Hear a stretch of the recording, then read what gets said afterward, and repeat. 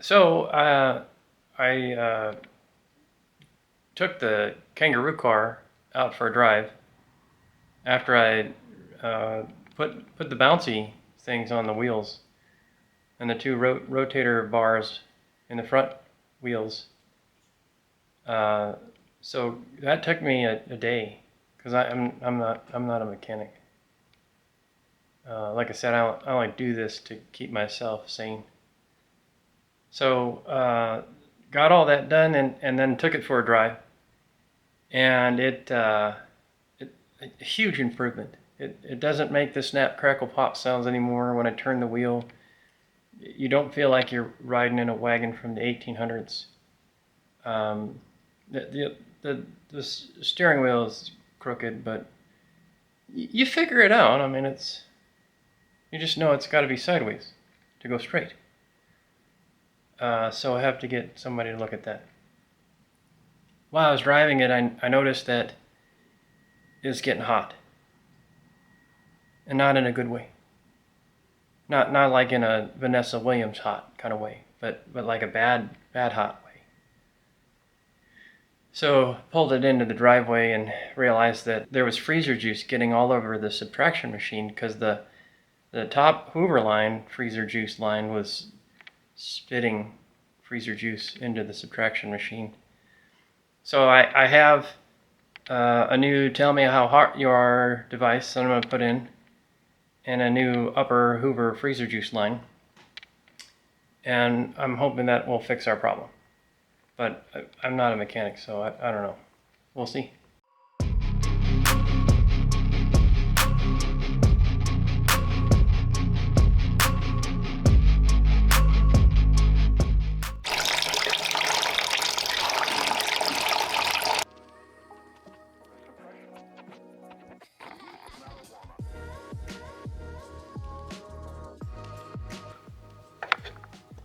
So right down in there is where the freezer juice is going. And it's not supposed to go there. And it's because it's got a hole right there. So I have to take this thing off. This squeezy Hoover line device, and then pull that Hoover line out. There's other places that you can't see that freezer juice is getting, but it's all down in there. That's not where freezer juice goes.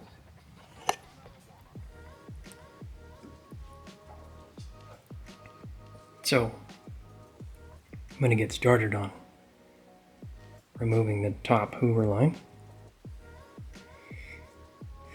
I've already drained the coolant.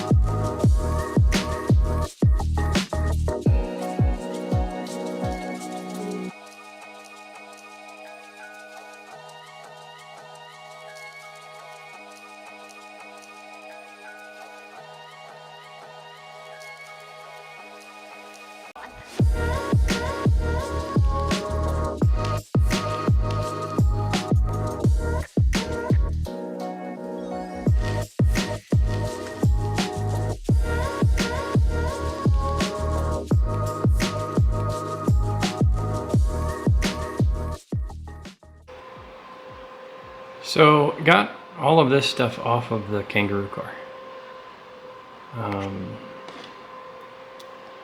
This doesn't look that bad really, but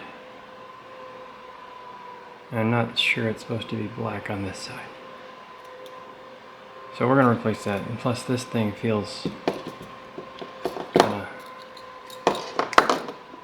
not great.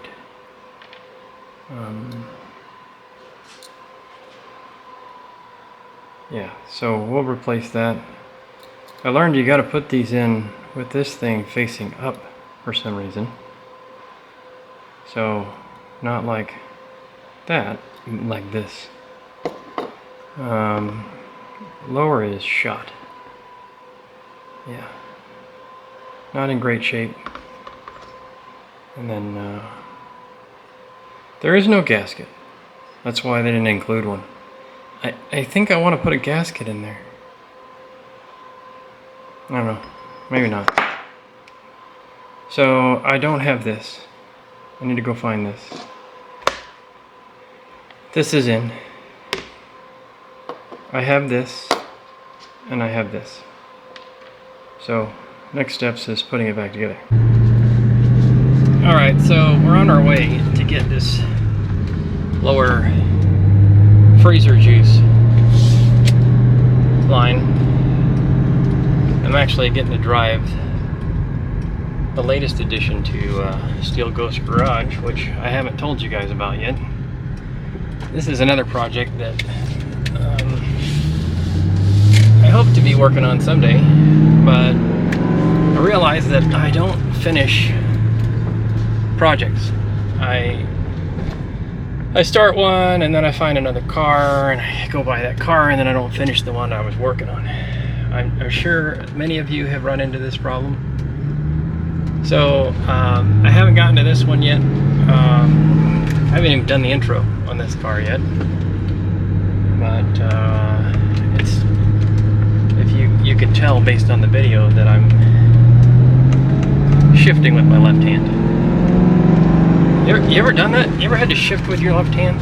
I remember in college, and or even when I got out of college, I'd be on a date, and a young lady would like to hold my hand while I was driving,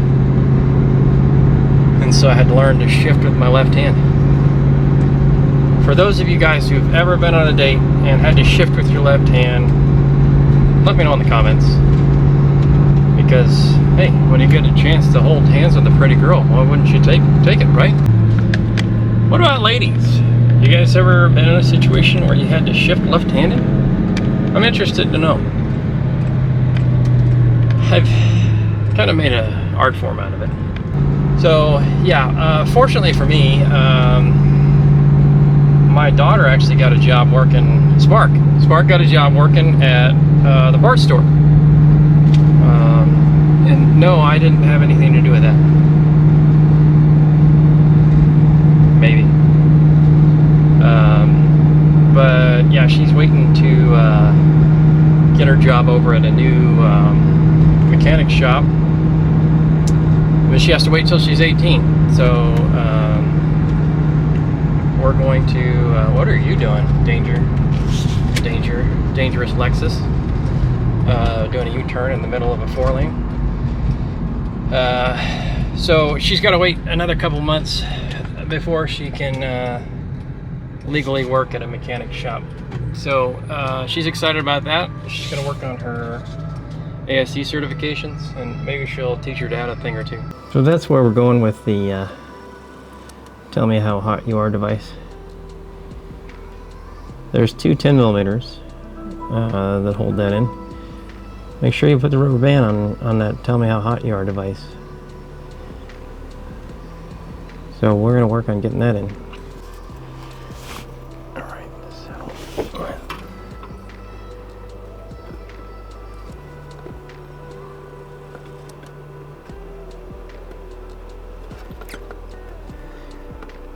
so that freezer juice temperature reading thing has a little notch up here. There's a little brass circle at the top. That's got to be up there. Alright, let me get the housing on. Okay, now I gotta fill the freezer juice. I bought one of these fancy don't spill it like everywhere like an idiot devices. And so I got that on here, and then I'll put the bucket, freezer juice bucket on here, and then we'll start filling it up. and get some bubbles out of it.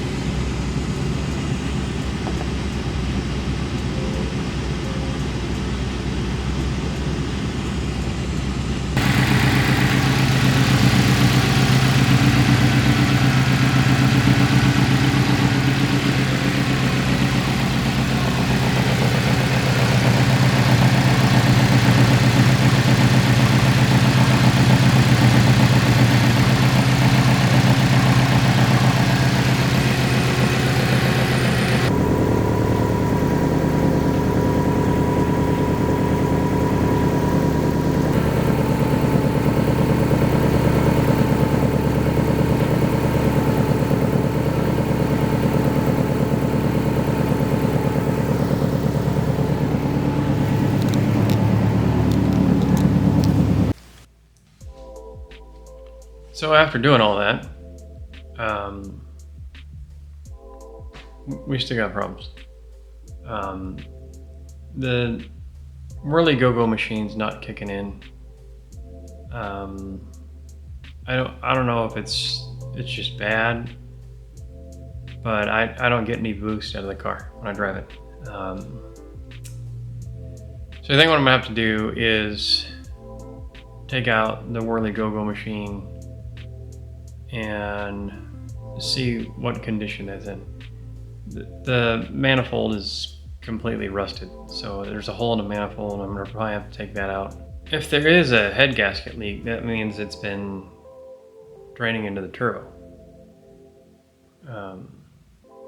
At least it's what I would expect. So I'm gonna work on getting all that stuff that I just put in there out.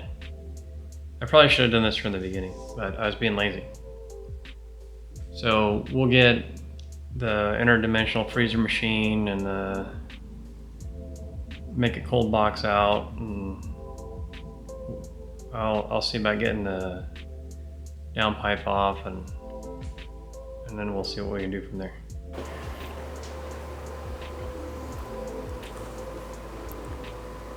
Got the turbo out. Downpipe was a pain. That bottom nut underneath the downpipe, it's not fun to get to. This thing kind of seems like it's a mess. The deeper I get into this thing, the more I feel like I need to rebuild it.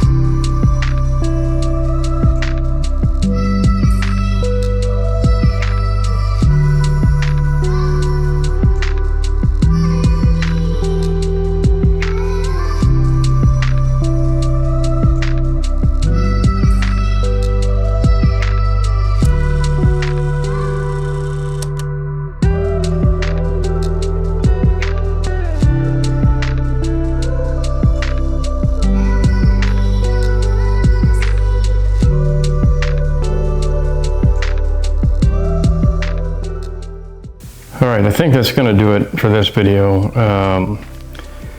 We got a lot of other stuff we gotta do.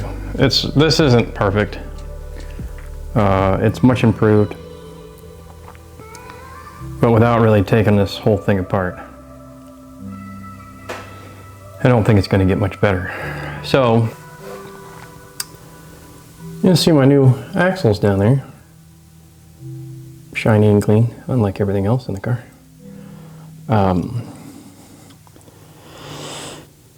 I do believe this has a head gasket leak. I don't think it's severe, but I think the next steps, we're gonna get the manifold off, because I think I'm gonna do headers on this car. I do need to get a new downpipe. I don't like the way the one that I've got bolts in. It's a real pain to get that bottom bolt out of where the feeder neck is. So that bolt right there sits underneath this whole thing, and it was a real pain to get it out. And I'm thinking divorced downpipe. So I have to get the O2 sensor out of this one.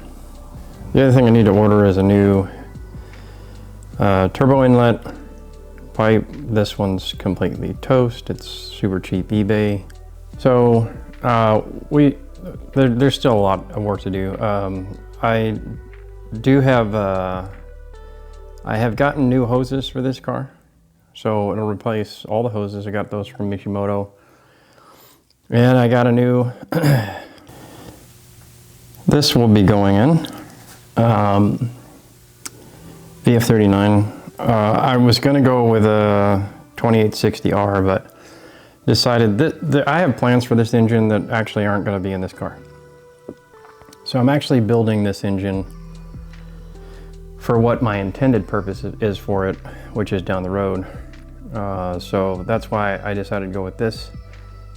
This car will eventually get probably a EJ25 block from Crawford Performance. So we'll probably order that from Crawford, or maybe get like a long block from IAG or something. I am pretty committed at this point to doing a hybrid on this car. I want to see if we can get up to around, I want to start at 750 horses in the barn and then see where we can go from there. I don't know. I'm gonna have to change the transmission as well if we want to do that. I'll probably go 6-speed on this. So that's gonna do it for today. I appreciate you guys checking in.